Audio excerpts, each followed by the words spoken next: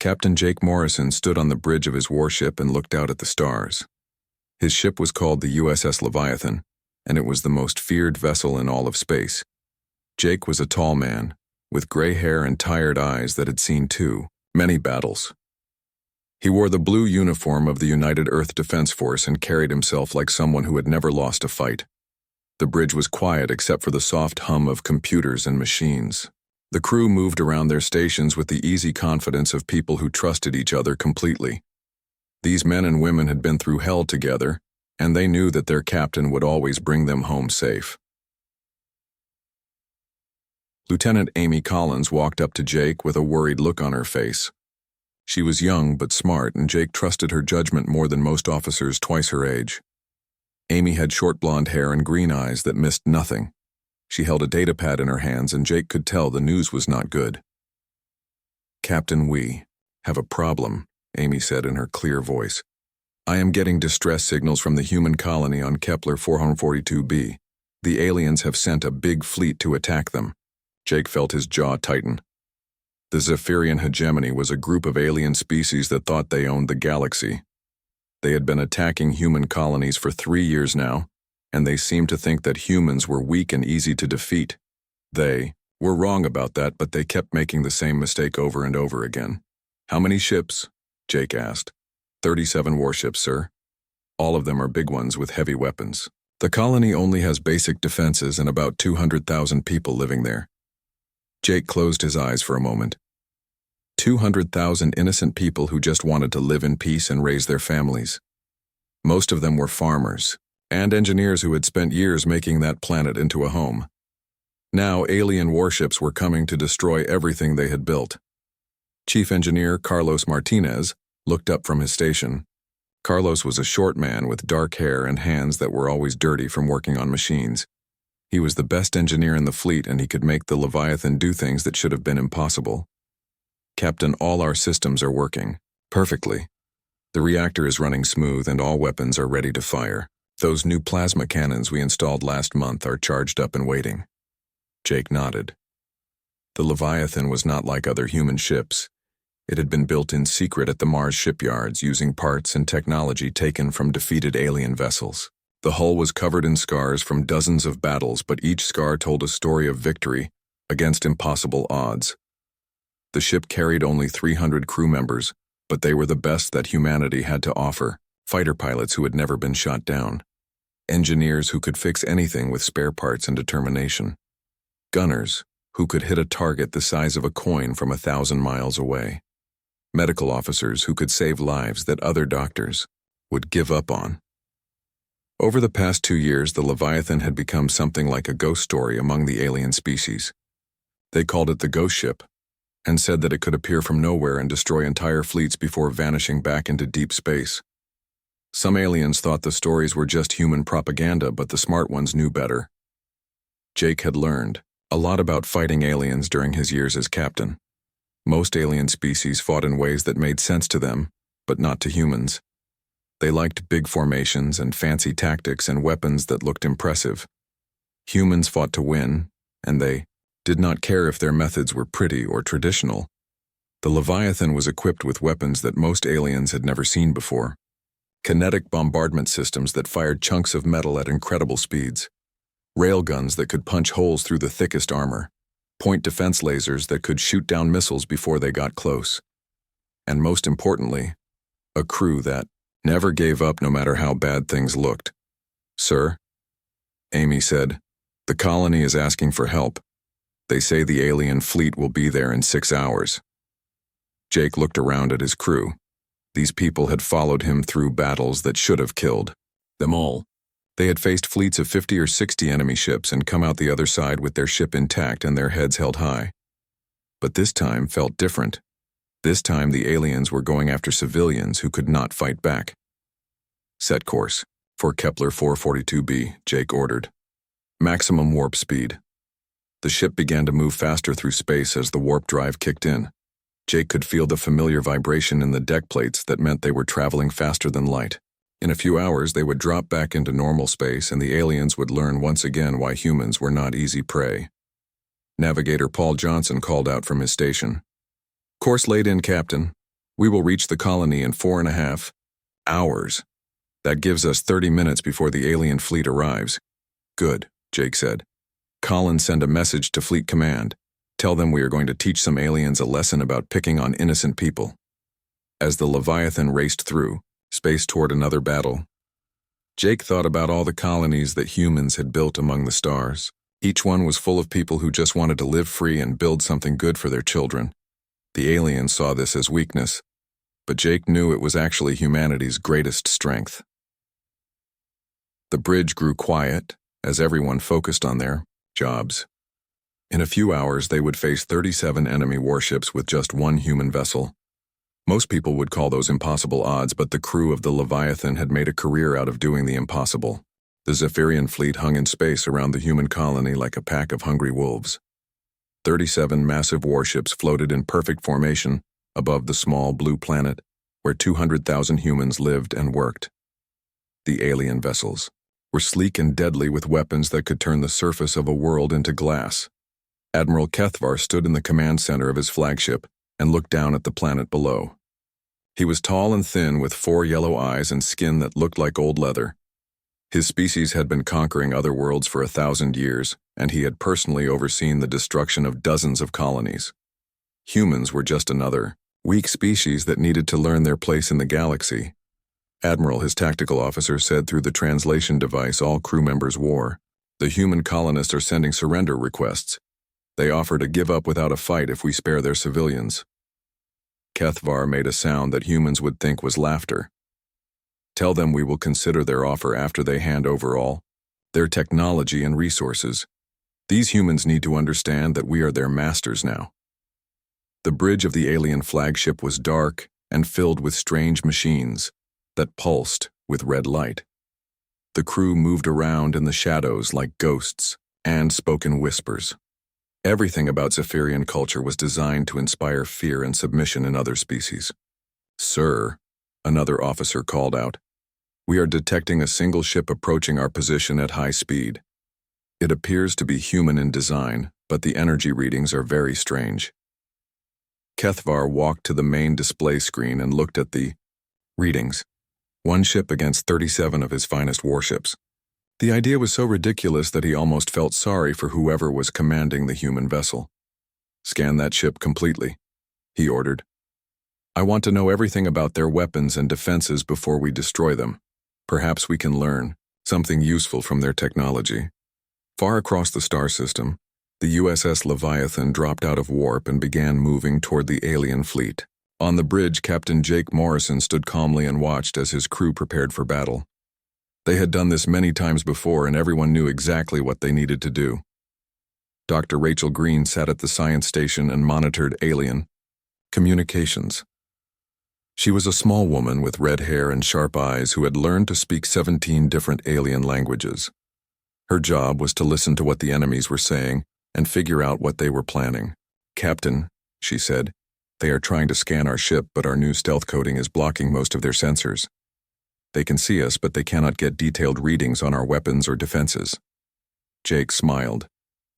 The stealth technology had been developed by human scientists who studied captured alien equipment. It did not make them invisible, but it made it very hard for enemies to target them accurately. In a battle, that small advantage could mean the difference between life and death.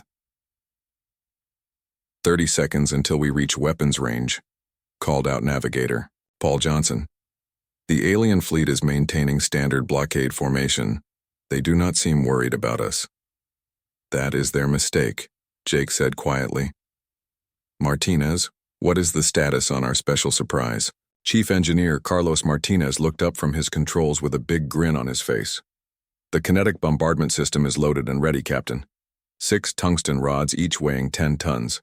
Just give me targets, and I will turn them into scrap metal." The kinetic bombardment system was one of Jake's favorite weapons. Most alien species had developed fancy energy shields that could stop lasers and plasma bolts, but a big chunk of metal moving at incredible speed could punch through any defense that had ever been built. It was simple and brutal and very effective. "Sir," Amy Collins said from her station, "I am getting readings on their fleet composition. 12 heavy cruisers, 8 destroyers, and 17 support vessels.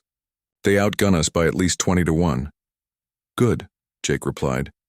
If the odds were fair, it would not be any fun. As the Leviathan got closer to the enemy fleet, the Zephyrians finally got a clear look at their opponent. The human warship was huge and covered in weapon ports. Its hull was scarred from many battles and painted with symbols that no alien could read. Everything about it looked dangerous and mean. Admiral, the tactical officer said with fear in his voice. That is the Leviathan, the ghost ship, the one that destroyed the entire Korthani battle group without taking any damage. Admiral Kethvar felt something he had never experienced before in his long military career. For the first time in his life, he was actually afraid. Every species in the galaxy had heard stories about the human warship that appeared from nowhere and left nothing but wreckage behind. Most commanders thought the stories were just propaganda, but now he could see the legendary vessel with his own eyes. Open a communication channel, he ordered. I want to speak to their captain. Jake's image appeared on screens throughout the alien fleet. He looked calm and professional, like he was about to have a normal conversation instead of facing impossible odds. Behind him, the Zephyrians could see human crew members working at their stations with quiet confidence. This is Captain Jake Morrison of the United Earth Defense Force vessel Leviathan, he said in a clear, strong voice. You have exactly 1 minute to leave this system and stop threatening innocent civilians. This is your only warning. Kethvar stared at the human captain on his screen. Everything about Morrison suggested a man who had faced death many times and was not impressed by superior numbers.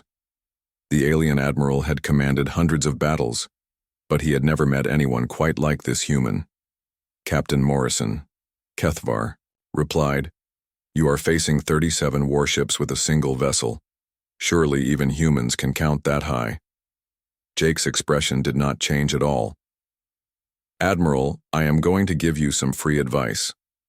Look up the battle records of every engagement. This ship has fought in the past 2 years. Then ask yourself if you really want to be remembered as the commander who had a chance to walk away, but chose to stay and fight instead.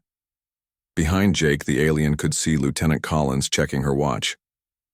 45 seconds, Captain, she said calmly.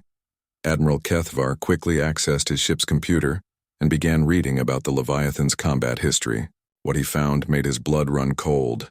Battle after battle where impossible odds had been overcome. Fleets of 40 or 50 ships reduced to floating wreckage. Enemy commanders who had been considered unbeatable turned into cautionary tales. Admiral, his science officer whispered urgently, I am detecting massive energy buildups all across their hull. Whatever weapons they have, they are getting ready to use them.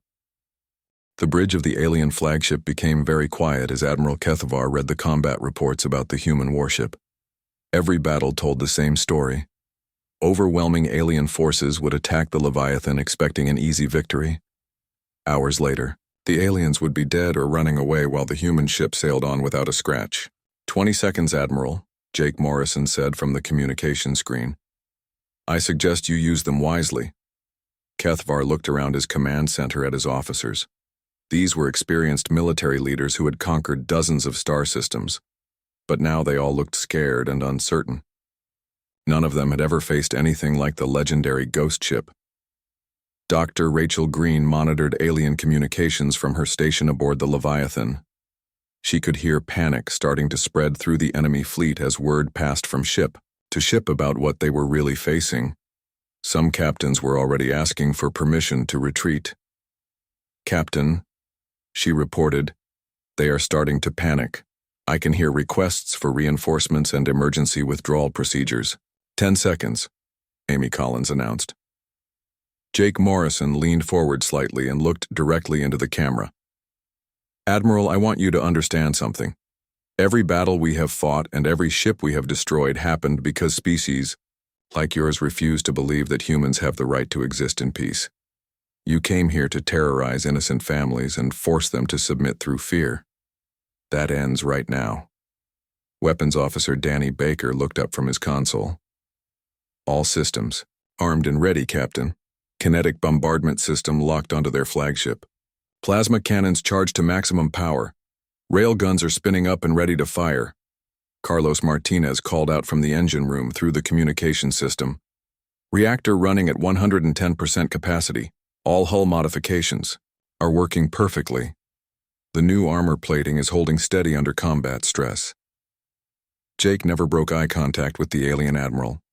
Time is up, Admiral. You had your chance to do this the easy way. Admiral Kethvar made his decision. All ships prepare for immediate tactical withdrawal from this system, but Jake Morrison shook his head slowly. Too late, Admiral.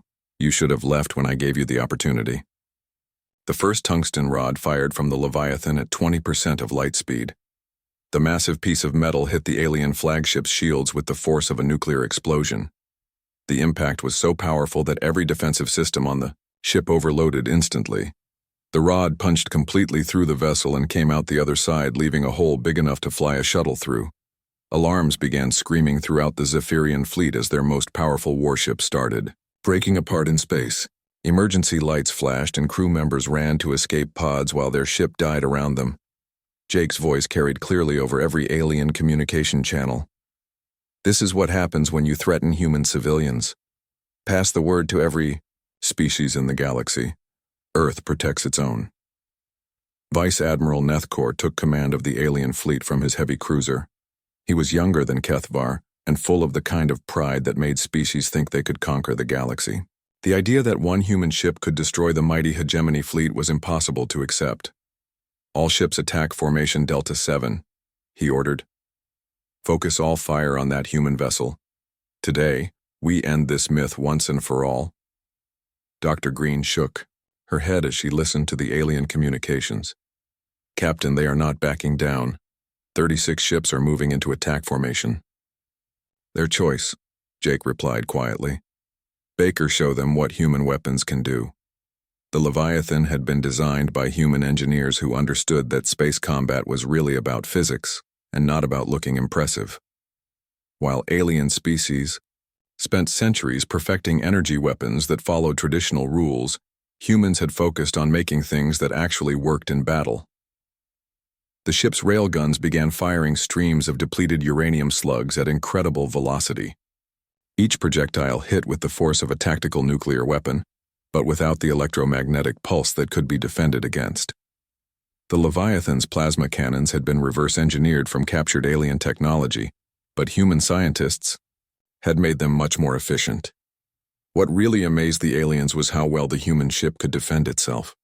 Point defense lasers shot down incoming missiles with perfect accuracy. Reactive armor plating absorbed energy weapon hits and spread the heat across the hull. Most impressive of all, the Leviathan seemed to know exactly where enemy ships would be before they got there. Navigator Paul Johnson called out coordinates as he tracked enemy movements. Captain, they are trying to surround us, but their formation is predictable. I recommend evasive pattern Charlie 9. Execute, Jake ordered. The massive human warship moved through space like it was dancing.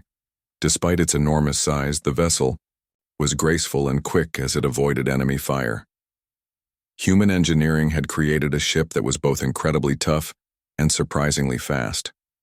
Lieutenant Tony Rogers had spent years studying how aliens fought wars. Sir, they are using the same tactics they always use. Overwhelming firepower in straight lines.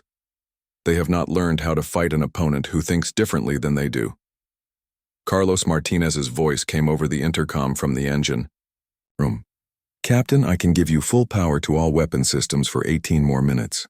After that, we will need to let the reactor cool down. More than enough time, Jake replied. Baker, target their command ships first, cut off their ability to coordinate attacks. One by one, Zephyrian warships began exploding under the assault from the Leviathan. Each destruction was precise and calculated. The human crew worked like a machine, calling out targets and adjusting firing solutions, without wasted motion or unnecessary words. Dr. Green continued monitoring alien communications. Captain, they are requesting immediate reinforcements from their homeworlds. And sir, some of their ships are starting to break formation without orders. Through the chaos of battle, Vice Admiral Nethkor finally began to understand what his predecessor had learned too late. They were not fighting just a ship. They were fighting a completely different way of thinking about war. Human warfare was not about honor or tradition or looking good. It was about winning and protecting the people who could not protect themselves. Human weapons were designed for maximum effectiveness rather than maximum impressiveness. The human tactics were based on results rather than following ancient military customs. The human crew fought like their lives depended on it, because they knew that somewhere below them, 200,000 innocent people were counting on them for protection. As his own ship shuddered under another kinetic round impact, Nethkor realized he was about to become another cautionary tale about underestimating human determination. Around him, 18 alien warships floated dead in space, while the Leviathan continued its deadly work. All ships cease fire and withdraw to minimum, safe distance, he finally ordered. The sudden silence that fell over the battlefield was more frightening than all the sounds of combat had been. The space around the human colony was filled with the wreckage of 18 Zephyrian warships. Pieces of metal and debris floated in all directions, while the remaining alien vessels hung back at a safe distance. The crews of the surviving ships stared in shock at what the single human warship had accomplished in just a few minutes of combat. Captain Jake Morrison stood on the bridge of the Leviathan and looked out at the destruction. He felt no joy or satisfaction at the sight of so many destroyed enemy vessels. Each broken ship represented hundreds of alien lives that could have been saved if their commanders had simply chosen to leave human space in peace. Vice Admiral Nethkor appeared on the communication screen. His 4 eyes were wide with something between fear and respect. The proud military officer who had commanded dozens of successful invasions now looked like a defeated leader who had learned a very hard lesson. "Captain Morrison," he began with a hoarse voice, "we acknowledge your victory. What are your terms for our surrender?" Jake shook his head slowly. "I do not want your surrender, Admiral. I want you to go home and tell every species in the Zephyrian hegemony what happened here today. Tell them that humans do not start fights, but we always finish them." Dr. Rachel Green looked up from her station with concern in her voice. "Captain, I am detecting multiple warp signatures approaching our position. It looks like alien reinforcements are arriving." On the main tactical display, 30 more Zephyrian warships dropped out of warp speed at the edge of the star system. Jake studied the new arrivals with the same calm expression he had worn throughout the entire battle. His crew continued working at their stations with quiet confidence. Admiral Vexthul commanded the reinforcement fleet. He had expected to find human resistance completely crushed and the colony ready for standard occupation procedures. Instead, his sensors showed 18 destroyed ships from the original blockade and the impossible sight of a single human vessel sitting calmly in the middle of all the wreckage. "This is Admiral Vexthul to all hegemony vessels in the system. Report your current status immediately." Nethkor's strained voice came back over the communication channel. "Admiral, I strongly recommend immediate withdrawal from this star system. The human warship has capabilities that exceed everything in our intelligence reports." "Do not be ridiculous," Vexthul replied with anger in his voice. "One ship cannot defeat 67 vessels of the hegemony fleet. You must have made tactical errors." But even as he spoke, his communications officer was receiving panicked reports from ships throughout both fleets. Every commander had heard whispered stories of the ghost ship, the human vessel that appeared from nowhere and left only death and wreckage in its wake. Seeing it with their own eyes sitting motionless among the debris of their fellow warriors finally made all the legends seem real. Jake Morrison's image suddenly appeared on every Zephyrian ship's main viewing screen at the same time. The fact that human communication technology could override their security system so easily sent another wave of fear through the alien crews. "I am Captain Jake Morrison of the United Earth Defense Force vessel Leviathan," he said in a voice that carried absolute authority. "For 2 years I have asked for nothing more than for your species to leave human colonies alone. For 2 years you have responded with more fleets and more invasions and more attempts to terrorize peaceful civilians." He gestured toward the wreckage, floating around his ship. "This is the result of the choices you have made. 67 of your finest warships came here to attack 200,000 human families. 18 of your ships are now scrap metal, and 49 others have learned what happens when you threaten Earth's children." Carlos Martinez's voice came over the ship's intercom system. "Captain, all systems are at full operational status. Kinetic bombardment system has been reloaded and is ready for immediate use. Admiral Vexthol found himself staring at the human captain with growing horror. The stories about this ship and its crew had not been exaggerated at all. If anything, they had been too mild. This single vessel had just demonstrated that it could destroy any fleet sent against it regardless of size or firepower. Listen carefully, Jake continued. Every species in this galaxy needs to understand something very important. Humanity does not want to rule anyone. We do not want your worlds or your resources or your submission. We want to be left alone to live in peace and raise our families. But if you force us to fight, we will fight with everything we have and we will win every single time. Danny Baker looked up from his weapons console. Captain, I have optimal firing solutions locked onto all enemy vessels. We could eliminate their entire combined fleet in approximately 12 minutes. Jake nodded but kept his eyes focused on the alien commanders. The choice is yours, admirals. You can continue this war and lose more ships and more crews and more of your military reputation. Or you can accept that humans are not helpless prey animals and we will defend ourselves, using whatever methods are necessary for victory. The weird silence stretched across space for nearly a full minute. On dozens of alien ships, crew members held their breath, waiting to see what their commanders would decide. Everyone had heard what happened to fleets that chose to fight the legendary human. Warship Dr. Green monitored communications across both alien fleets. Captain, I am hearing discussions about tactical withdrawal on multiple ships. Some captains are asking for permission to leave the system immediately. Lieutenant Tony Rogers analyzed the alien formations. Sir, their fleet positioning suggests they are preparing for either an attack run or a rapid retreat. They have not decided which option to choose yet. Amy Collins checked her instruments. All human colony defense systems are reporting normal status. The civilians are still in their emergency shelters waiting for the all-clear signal. Jake thought about those 200,000 people hiding in underground bunkers while alien warships decided whether to kill them or leave them alone. Families with children who just wanted to build better lives on a new world. Farmers and teachers and engineers who had never hurt anyone, but were now caught in the middle of an interstellar war. Admiral Vex Thule, Jake said, directly addressing the alien commander. You have about 30 seconds to make a decision that will determine whether your crews go home to their families or become more debris floating in space. The alien admiral looked around his bridge at officers who had served with him for years. These were experienced warriors who had conquered star systems and defeated enemies across the galaxy, but none of them wanted to test themselves against the ship that had just destroyed 18 warships without breaking a sweat. Finally, Admiral Vexthol made his choice. All hegemony vessels prepare for immediate withdrawal from human-controlled space. Set course for homeworlds at maximum warp speed. One by one, the alien ships began disappearing into hyperspace until only empty space remained around the human colony. The great Zephyrian fleet that had come to conquer and terrorize had been defeated without the Leviathan firing a single shot at the reinforcements. The last alien warship vanished into hyperspace, leaving only silence and floating debris around the human colony. Captain Jake Morrison stood on the bridge of the Leviathan and watched the empty space where 67 enemy vessels had been, just minutes before. The battle was over, and once again his crew had proven that humans would never surrender when protecting innocent lives.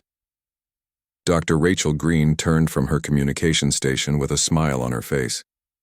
Captain, we are receiving transmissions from the planetary surface. The colonists want to know if it is safe to come out of their emergency shelters. Jake smiled for the first time in days. Tell them it is completely safe, Doctor, and tell them they can get back to building their lives and raising their families. Amy Collins approached with a datapad in her hands. Sir, Fleet Command is requesting a complete battle report. They want to know how we managed to defeat such a large enemy force with minimal damage to our own vessel. Tell them the truth, Jake replied. We did not fight their ships. We fought their assumptions about what humans are capable of when we are protecting the people we care about. Lieutenant Tony Rogers was already analyzing the battle data. Captain, this engagement will be studied at military academies for years to come. The psychological warfare aspect alone changed the entire dynamic of the conflict. Carlos Martinez came up from the engine room with grease on his hands and satisfaction in his eyes. Captain, the ship performed perfectly. All systems exceeded expected parameters, and we never came close to our operational limits. As news of the battle began spreading through human communication networks, Jake knew that word would also reach alien species across the galaxy. Within days, every major civilization would hear about the human warship that made an entire enemy armada retreat without firing a shot at them. The story would grow in the telling, as all legends do. Some versions would claim that the Leviathan destroyed 100 ships instead of 18. Others would say that Jake Morrison had supernatural powers, or that his ship was equipped with weapons that could destroy entire planets.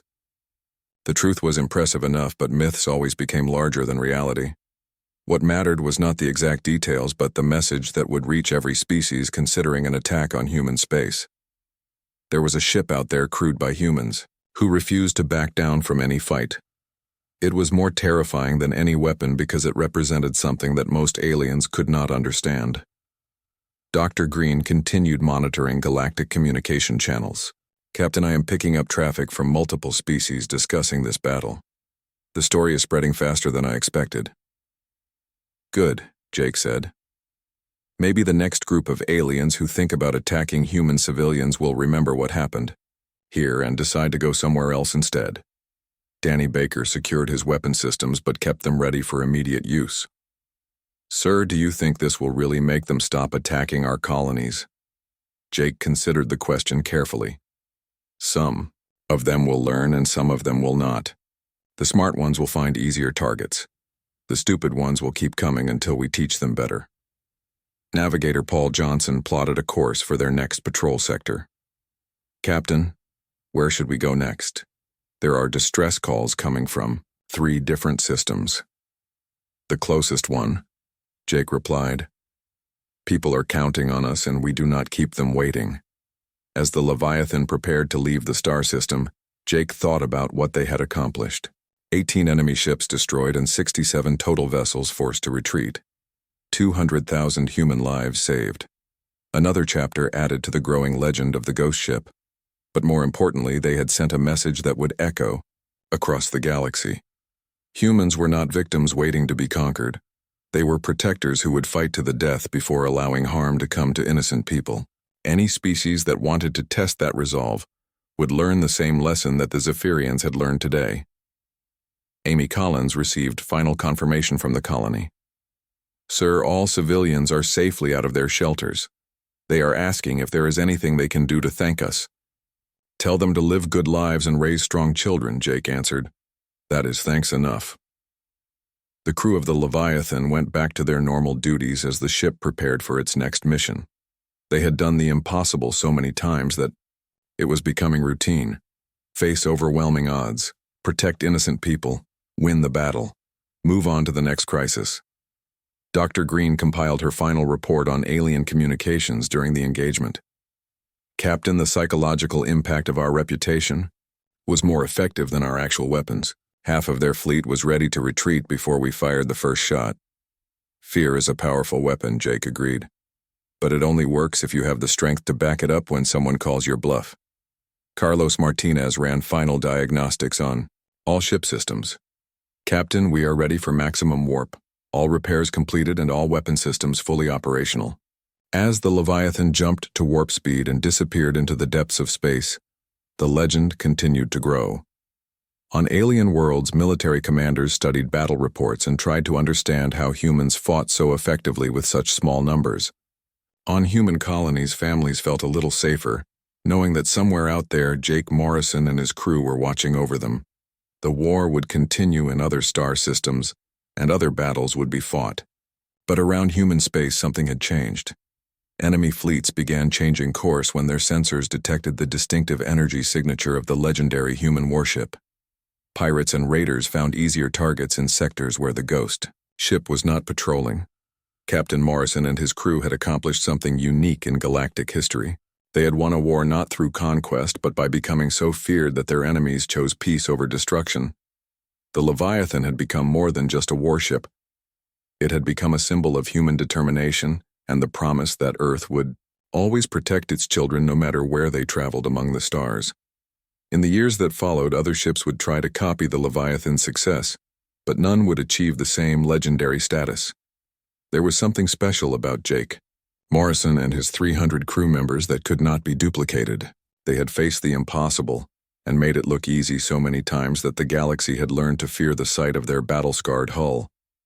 The human warship that made alien fleets surrender on sight had become the most powerful weapon humanity possessed, not because of its guns or armor, but because of what it represented: the absolute refusal to allow evil to triumph over good.